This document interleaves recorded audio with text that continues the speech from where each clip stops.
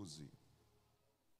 Enquanto você procura, eu quero louvar a Deus por esta oportunidade de estar na sua casa e poder adorar o seu nome mais uma vez.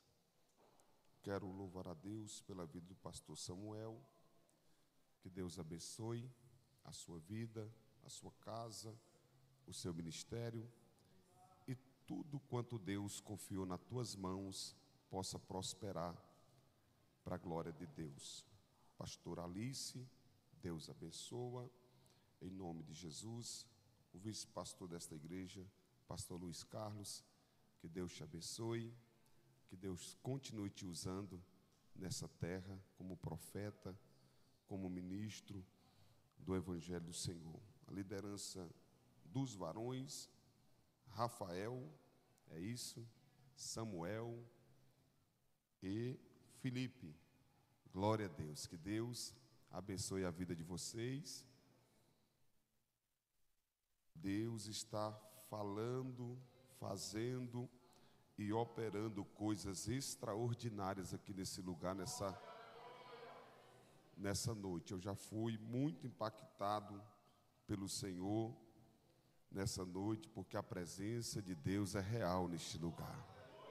Amém? Quero louvar a Deus pela vida dos amigos que estão aqui nesta noite. Que Deus abençoe Rafael, Ingrid, pastor, profeta. Deus te abençoe na terra, em nome de Jesus Cristo. É uma honra estar revendo todos vocês no nome de Jesus. Só quem encontrou, diga glória a Deus. Eu, Senhor, cadê o tecladista? Foi arrebatado? Está aqui. Com esse louvor ele quase foi, né? Eu, Senhor, enviou a Natã a Davi, e entrando ele a Davi, disse-lhe: havia em uma cidade 2 homens, um rico e o outro pobre.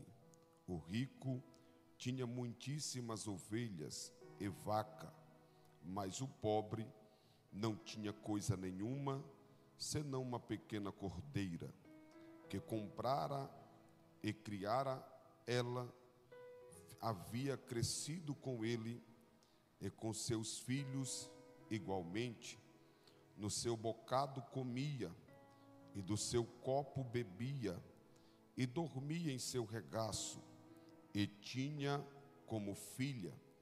E vindo o viajante ao homem rico, deixou esse de tomar das suas ovelhas e das suas vacas para guisar para o viajante que viera a ele, e tomou a cordeira do homem pobre e a preparou para o homem que viera a ele. Então o furor de Davi se acendeu em grande maneira contra aquele homem, e disse a Natã: vive o Senhor, que digno de morte é este homem que fez isso. Pela cordeira tornará a dar o quadruplicado, porque fez tal coisa e porque não se compadeceu. Então disse Natã a Davi: tu és este homem. Senta adorando o nome do Senhor. Tecladista, eu quero te ouvir, viu?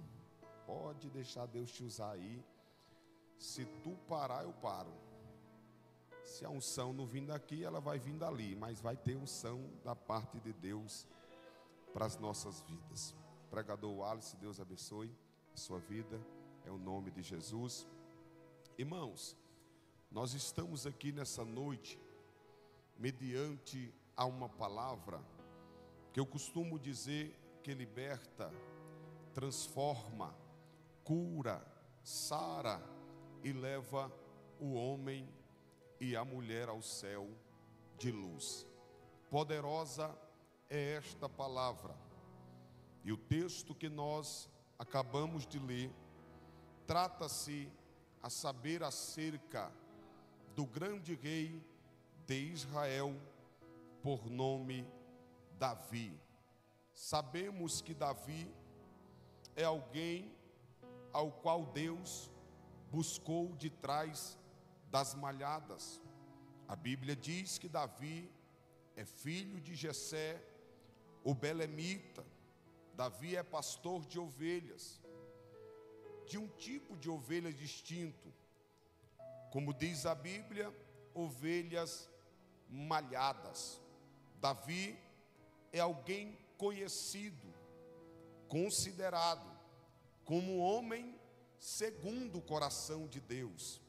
E toda vez que eu vejo essa expressão, homem segundo o coração de Deus, eu pude entender, porque a Bíblia diz que Davi, pelo seu rebanho, ele matou urso, matou leão, para defender o rebanho ao qual ele cuidava.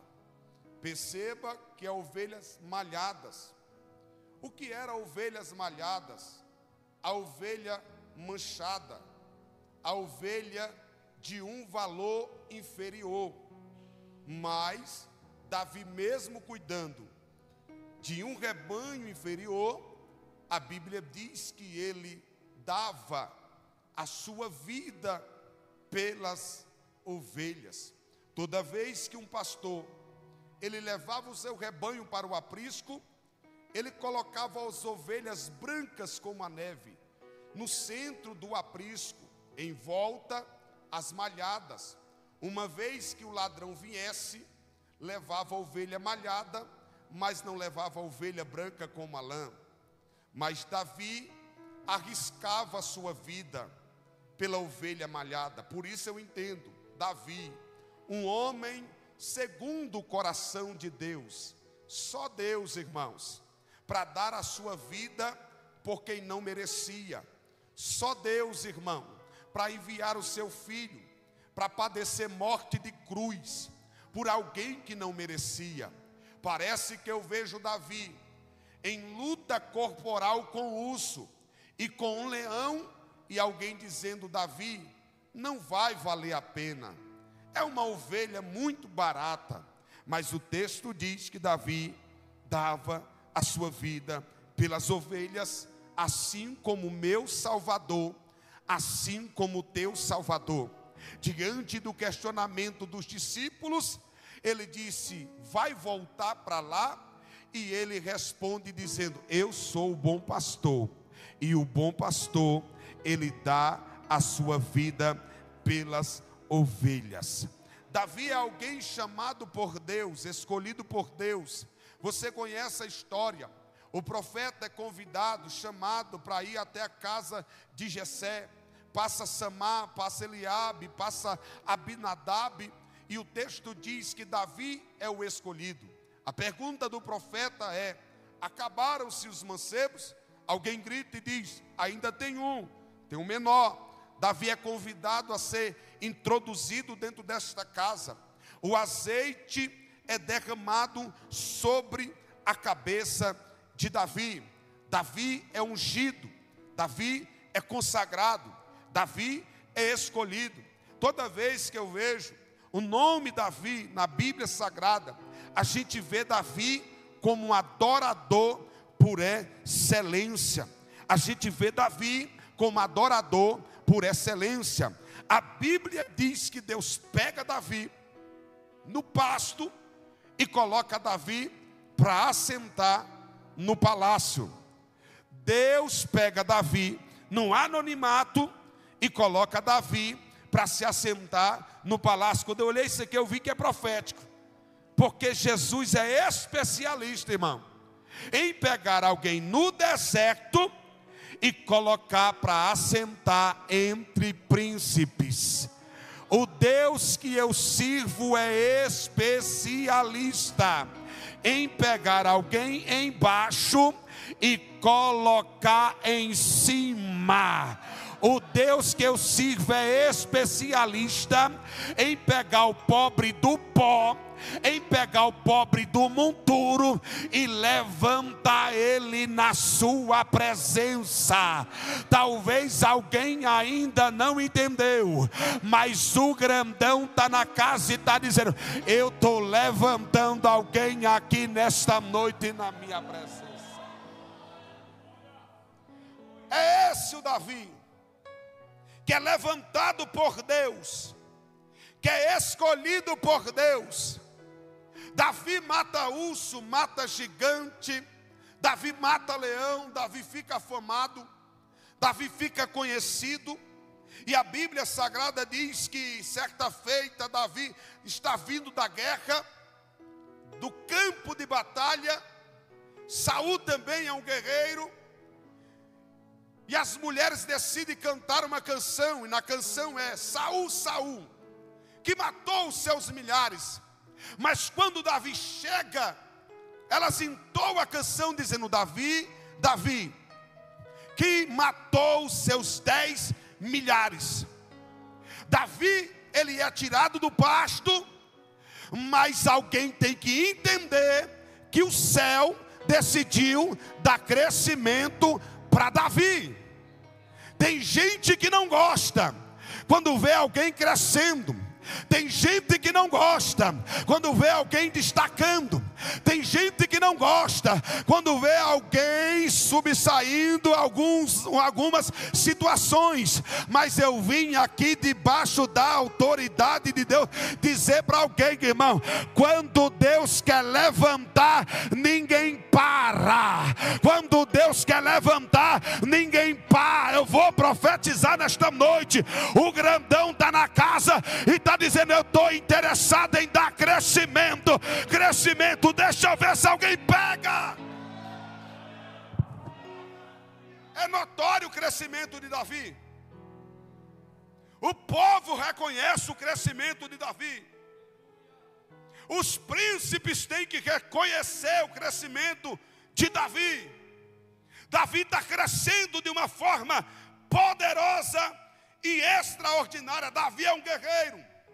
É alguém que empunha a espada. Davi é alguém que está à frente do povo. O texto diz que Davi se assenta no trono e é o rei de Israel. E sabe o que é que Deus faz da vida deste homem? Entrega nas mãos de Davi o ouro. Entrega nas mãos de Davi a prata. Entrega nas mãos de Davi o bronze. Entrega na mão de Davi os seus inimigos. Davi está vivendo de vitória em vitória, de vitória em vitória, de vitória em vitória. Porque assim, quem decide, pastor Diego, se lançar na presença de Deus, ele vive de vitória em vitória, de milagre em milagre, de conquista em conquista.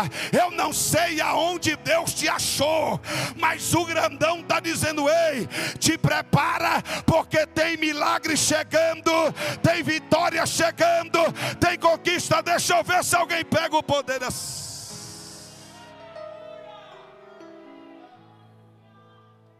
Davi é um rei bem sucedido, à luz da Bíblia Sagrada, conhecido como o maior rei de Israel.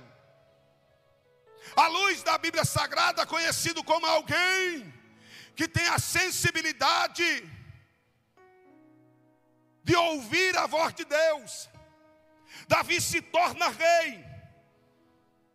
Davi exerceu pelo menos 3 ministérios: como rei, como profeta e como sacerdote.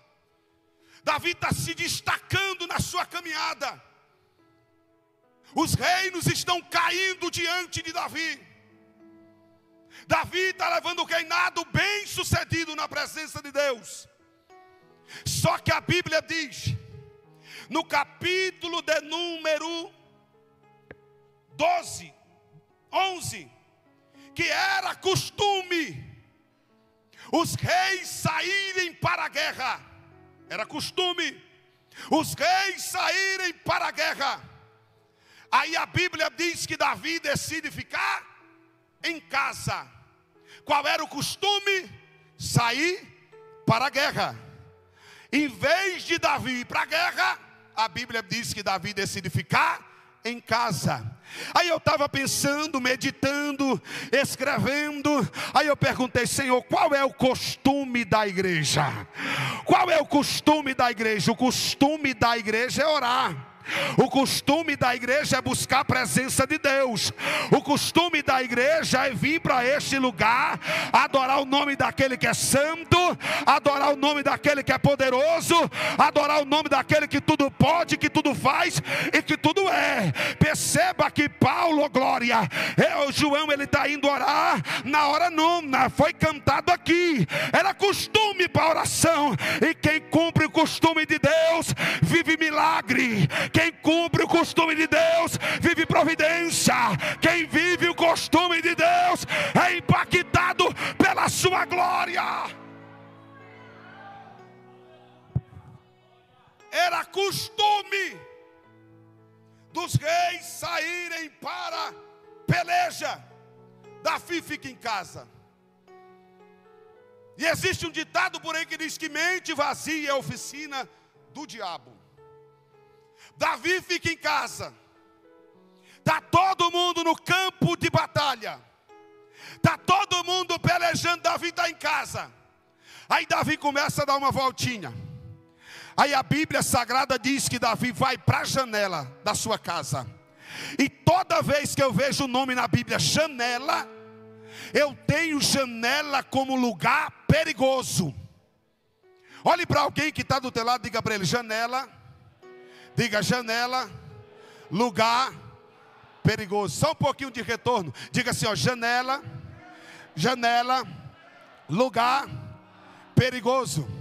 Davi vai para a janela.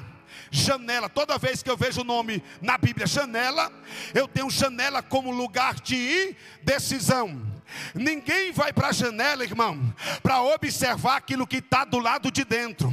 Ninguém vai para a janela para observar aquilo que está do lado de dentro. Quem vai para a janela vai para observar aquilo que está do lado de fora. Sabe qual é o problema? É que às vezes aquilo que está do lado de fora está chamando mais atenção daquilo que está do lado de dentro. Mas eu vim aqui carregado de Deus dizer para alguém: ainda dá tempo de descer da janela, ainda dá tempo de sair da janela e vir para o centro da vontade de Deus. Pastor Daniel, eu só acredito que janela é lugar perigoso se o Senhor provar na Bíblia. Lá vai Bíblia. Quem é que não se lembra de Eutico? A Bíblia diz que Eutico está na janela. Ele cai do terceiro andar, ele morre. Quem é que não se lembra de Mical?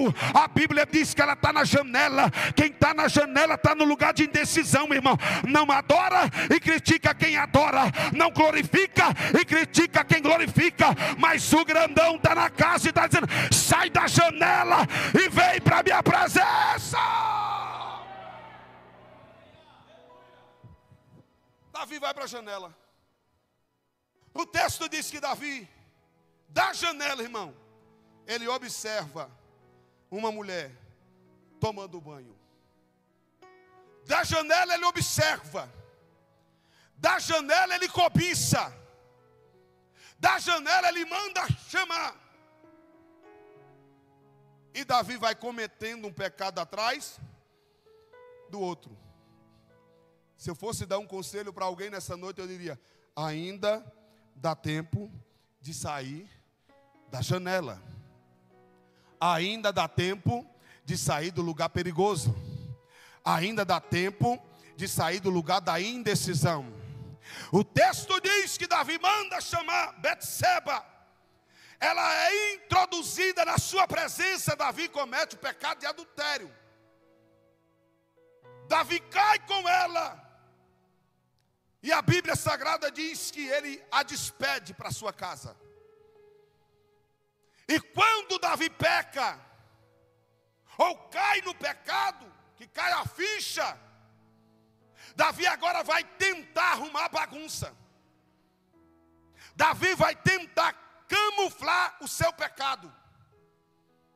Primeiro, ele manda chamar Urias, que está no campo de batalha.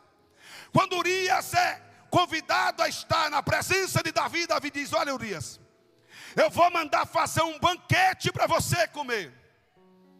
Davi fez com que Urias ficasse embriagado e disse: agora volta para tua casa e deita-te com a tua mulher.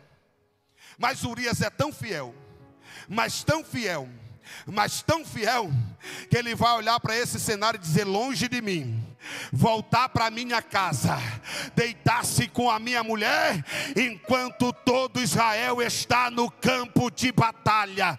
Davi percebe que o primeiro plano dele fracassa. Então Davi tem que montar uma estratégia. Qual é a estratégia? O texto diz que Davi manda uma mensagem. Ele escreve uma carta, coloca na mão de Urias, e Urias leva a carta para Natã. Urias era tão fiel, irmão, mas tão fiel, que ele não abre a carta. Quando Natã abre a carta, na carta estava escrito: coloque Urias no campo de batalha. Para quê? Morra. Para quê? Morra. A Bíblia diz que Urias morre. Davi imagina que está tudo certo. O texto sagrado diz que Urias morre. Davi manda chamar Betseba, casa-se com ela, e aparentemente está tudo normal, está tudo natural. Davi fez o plano, projetou o plano, e parece que está tudo certo. Davi pegou todo o seu pecado, toda a sua sujeira, e colocou debaixo do tapete. Parece que eu vejo Davi olhando para a esquerda, Davi olhando para a direita, Davi olhando para frente, Davi olhando para trás e dizendo: ninguém viu o meu pecado, ninguém viu o meu pecado. Sabe qual é o problema? É que enquanto Davi está achando que ninguém viu, tem um Deus no céu, que diz a Bíblia Sagrada que os seus olhos são como chama de fogo, e está contemplando os bons e os maus na face da terra. Não tem como esconder de Deus. Davi comete o pecado, irmão. Davi esconde o pecado. Está levando uma vida normal. Parece que está tudo normal. Quando de repente Davi recebe uma visita. E que visita? É o seu amigo, profeta Natã. Enquanto Davi acha que ninguém viu, tem alguém batendo na porta da sua casa.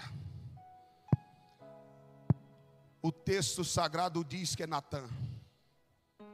Natã entra, começa a narrar a história que nós lemos, dizendo: Davi, em uma cidade havia um homem rico e um homem muito pobre. O homem rico, Davi, tinha muita ovelha, tinha muita vaca, era muito rico. Um homem pobre, ele tinha apenas uma ovelhinha. Comia do seu bocado, bebia no seu copo, brincava com seus filhos. Veio um viajante. O homem rico, em vez de pegar das suas muitas vacas, das suas muitas ovelhas, decidiu pegar a única ovelhinha que aquele homem pobre tinha, Davi. Ele matou a ovelhinha e deu para o homem rico, o viajante, comer. É nesse cenário aqui que Davi se levanta. Davi se coloca de pé diante do profeta e diz: este homem é digno de morte. Este homem deve morrer. Sabe por quê? Porque a gente é muito bom para julgar o pecado dos outros. A gente é muito bom para julgar o erro dos outros. a gente é muito bom para julgar a queda dos outros. Davi se levanta e diz: este homem é digno de morte. Quem é que não se lembra? A Bíblia diz que uma mulher apanhada no ato adulterano, o texto sagrado diz que ela é introduzida diante de Jesus e tem uma multidão com pedra na mão. A Bíblia diz que eles estão acusando ela e dizendo: na lei de Moisés está escrito que esta mulher é digna de morte, esta mulher precisa morrer, porque a gente é assim, não entendemos ainda o evangelho. Aí quando alguém cai, a gente diz: tem que morrer, tem que ficar no banco, tem que passar o resto da vida dele bem longe da presença de Deus. Só que o evangelho de Cristo não é assim. Ele olhou para os seus discípulos e diz: vão de dois em dois, vão de dois em dois, vão de dois em dois. Porque, Senhor? Porque quando um cair, o outro estende a mão e levanta, o outro estende a mão e levanta. Eu vou profetizar nesta noite.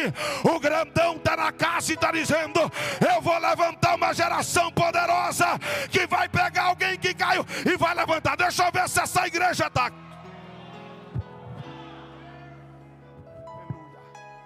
Ela foi apanhada no ato adulterano. O texto diz que ela está no chão. Eles estão com pedras nas mãos. E a Bíblia diz que Jesus está escrevendo sobre a areia. Sobre a areia. Alguns pregadores dizem que naquele momento Jesus estava escrevendo uma nova história. Eu creio também. Quem recebe uma nova história na sua casa, na sua vida, no seu casamento, no seu ministério? Porque Jesus é assim, Ele escreve uma nova história. Mas eu quero acreditar que naquele momento, o contato da mão de Deus naquele barro, porque diz a Bíblia Sagrada, aleluia, que ainda que a mãe que amamenta se esqueça de um filho, todavia eu, Senhor, não me esquecerei de ti. Eu quero crer que o contato da mão de Deus naquele barro está fazendo com que ele se lembre em Gênesis, aonde ele diz: eia, desçamos e façamos o homem a nossa imagem e semelhança. Parece que eu vejo Jesus com a mão no barro e lembrando do momento que ele pegou o barro e formou o homem para ser um adorador, e formou o homem para ser um adorador, e formou o homem para ser um adorador. Parece que eu vejo Jesus, oh glória, escrevendo com o dedo no chão e dizendo mais ou menos assim: eu não formei ela para ser prostituta, eu não formei ela para ser uma mulher da vida, eu não formei ela para ser perdida, mas eu formei ela para ser adoradora na minha presença. Quem sabe tu está aqui nesta noite no congresso, mas alguém lá na tua casa está caído, está triste, está abatido. O grandão está na casa e está dizendo: não formei para ser perdido, não formei para ser traficante, não formei para ser ladrão. Eu vou trazer de volta, eu vou trazer de volta, eu vou, deixa eu ver se alguém pega.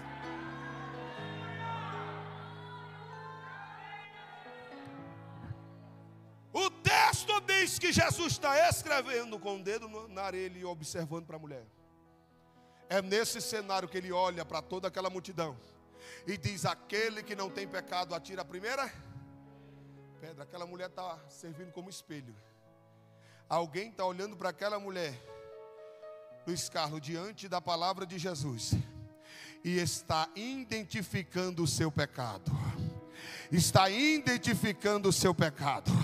Tem alguém olhando e dizendo: ela é melhor do que eu, porque eu cometo pecado pior do que ela. Jesus olhou e disse: aquele que não tem pecado, atire a primeira pedra. O texto diz que do maior ao menor está indo todo mundo indo embora. Sabe por quê, Rafael? Do maior, alguém que viveu mais, quem sabe teve oportunidade de pecar mais, porque todo mundo peca, irmão, não tem jeito. Então quem viveu mais, pecou mais. Só que ele está com a pedra na mão, reconhecendo o seu pecado, ele lança a pedra fora. Do maior ao menor, o menor viveu menos, só que ele está olhando para a sua vida e está dizendo: eu não sou digno de tacar pedra nela, porque eu também tenho pecado. A Bíblia Bíblia diz que do maior ao menor foi todo mundo indo embora. De repente Jesus olha para a mulher e diz: mulher, aonde estão os teus acusadores?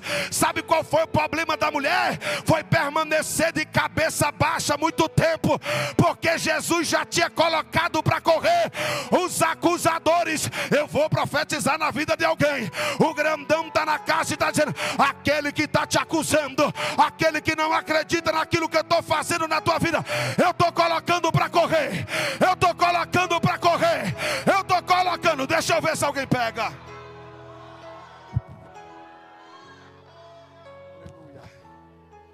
Somos fáceis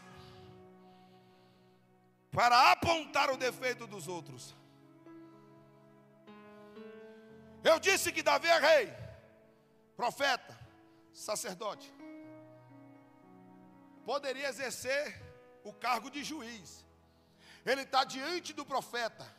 O profeta conta-lhe uma história, dá-lhe o direito de ser juiz. Só que Davi olha e diz: o homem é digno de morte. Já começou mal, julgando mal. Quando Natan olha e diz: o homem é você, Davi. O homem é você, Davi. O homem é você, Davi. Aí a Bíblia Sagrada diz que é nesse cenário aqui, ô glória, que Davi ele vai entrar para dentro do quarto. É nesse cenário aqui que Davi vai ter um particular com Deus. É nesse cenário aqui que Davi vai ter um particular com o Senhor. Davi entendeu que é necessário colocar a casa em ordem. Davi entendeu que ele pecou contra Deus. Ele vai olhar para Natan e não vai arrumar culpado, porque o maior problema da geração do século 21 é dizer: eu pequei por causa do pastor, eu pequei por causa do irmão, eu pequei por causa da irmã. Coloca a culpa no irmão, coloca a culpa no pastor, coloca a culpa na igreja. Mas o grandão está na casa e está dizendo: ei, sai fora, rapaz, com essa síndrome de Adão, com essa síndrome de Eva. Deus pergunta para Adão, Adão coloca a culpa em Eva. Deus pergunta para Eva, ela coloca a culpa na cobra. Mas o grandão está na casa e está dizendo: chegou a hora de assumir a responsabilidade, bater no peito e dizer: eu pequei mesmo, eu caí mesmo, eu falhei mesmo, mas eu quero me levantar na tua presença, Senhor. Davi não vai transferir a responsabilidade para ninguém. Porque Davi podia falar: eu pequei porque ela ficou de janela aberta.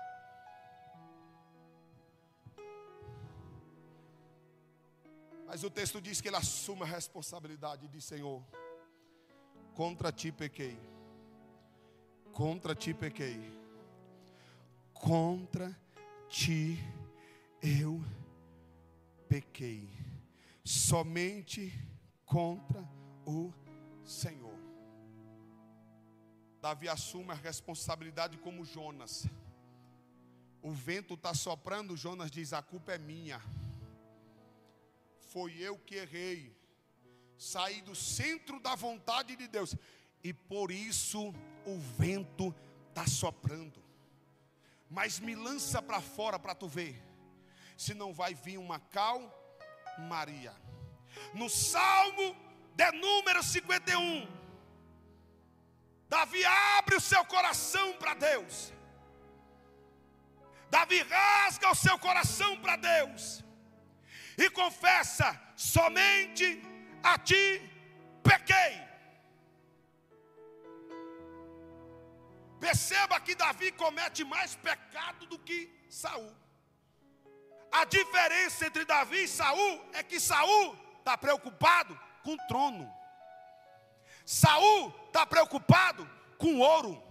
Saul está preocupado com a cadeira. A Bíblia Sagrada diz que Saul olha para Samuel e diz: pega no meu braço e vamos diante do povo, para que o povo entenda que Deus é comigo. Porque Saul está preocupado com aparência, com o que vão dizer, com o que vão falar. Mas a Bíblia Sagrada diz que de contrapartida, Davi não está preocupado com ouro, Davi não está preocupado com prata, Davi não está preocupado com trono, Davi está preocupado com o relacionamento que ele tem com Deus. Davi está preocupado com o relacionamento que ele tem com Deus. Ele grita em alto e bom som dizendo: Senhor, contra ti eu pequei, somente contra ti eu pequei. Lava-me e eu ficarei purificado. Limpa-me, Senhor. E é nesse salmo que Davi faz 2 pedidos distintos para Deus. O primeiro pedido que Davi faz é: não me lances fora da tua presença. Vamos lá? Não me lances fora da tua presença. Sabe o que Davi está dizendo, Rafael? Eu quero habitar na tua casa por todos os dias da minha vida. Sabe que Davi está dizendo: eu quero habitar na tua casa por todos os dias da minha vida. Sabe que Davi está dizendo: mais vale um dia na tua casa do que 1000 em qualquer outro lugar. Sabe que Davi está dizendo: alegrei-me quando me disseres vamos à casa do Senhor. Sabe que Davi está dizendo: até a andorinha encontrou ninho para si. Sabe que Davi está dizendo: eu viverei e contarei as obras do Senhor e habitarei na casa do Senhor por todos os dias da minha vida. Davi está dizendo: não me lances fora da tua presença, não me lances fora da tua casa. Sabe o que Davi está dizendo? Eu pequei mesmo, mas eu quero ficar na tua casa, eu quero ficar na tua presença. Sabe por quê? Porque só era colocado para fora da casa de Deus quem tinha defeito, quem tinha mágoa, quem tinha mancha. Mas Davi está dizendo: eu estou todo manchado, mas pelo amor de Deus, não me tire da tua casa, não me lance para fora da tua casa.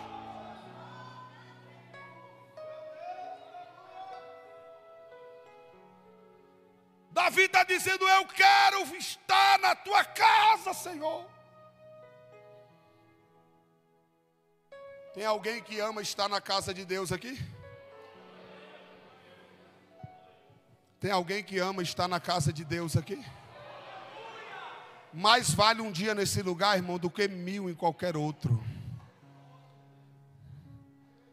Só que Davi faz o segundo pedido para Deus: não retires de mim o teu Espírito Santo. Vamos lá? Não retires de mim o teu.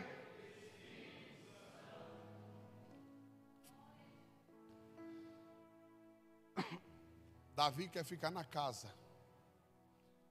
mas Davi não quer ser gelado. Davi quer ficar na casa, mas Davi não quer ser vazio. Davi quer ficar na casa, mas Davi não quer apenas observar o que está acontecendo dentro da casa. Davi quer ficar na casa, mas ele está dizendo: eu quero ser cheio da tua presença. Eu quero ser cheio da tua presença. Eu quero ser cheio da tua presença. Eu quero ser cheio da tua presença. Eu costumo dizer, irmão, perca tudo nesta vida, só não perca a presença de Deus. Só não perca a presença de Deus.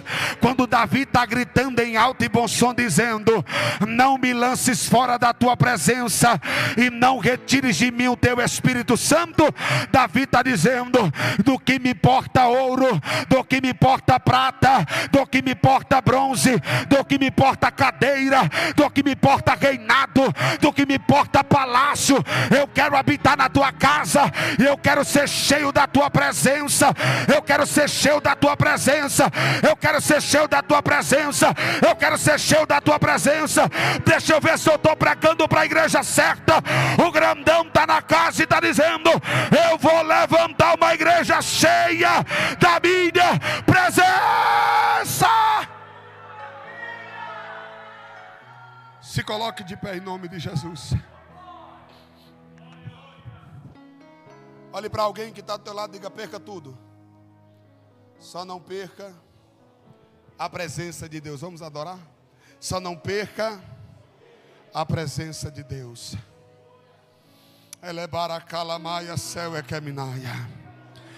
Eu sinto a presença de Deus aqui.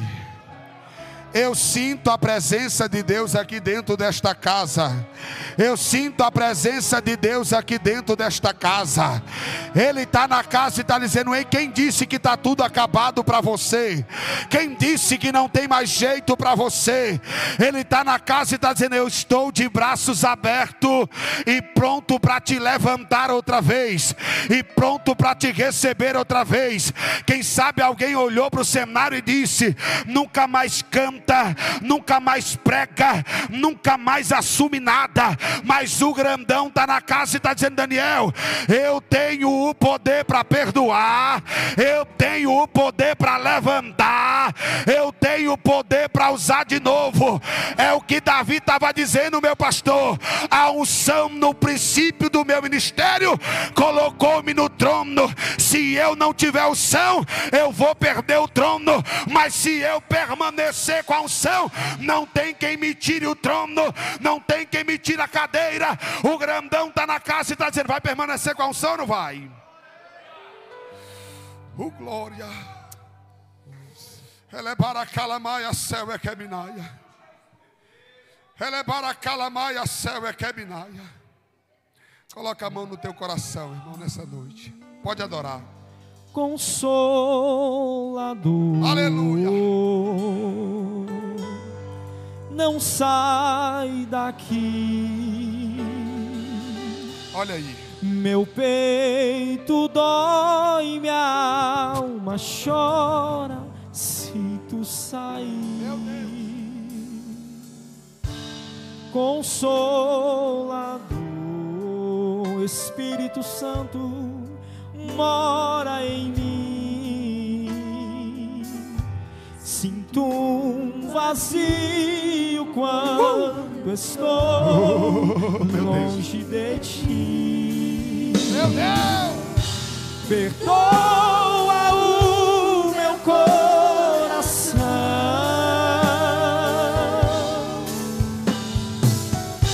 das vezes que errei sem perceber,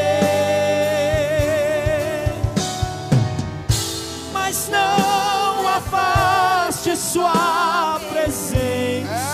Jesus, não retires de mim. Seus frutos me fazem viver. Meu Deus. Repita comigo, diga assim: não me lances fora da tua presença, e nem retires de mim o teu Espírito Santo. Quantos creem que Deus é Deus de segunda oportunidades?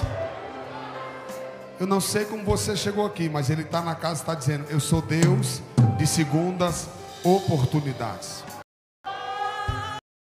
E no meio, o mais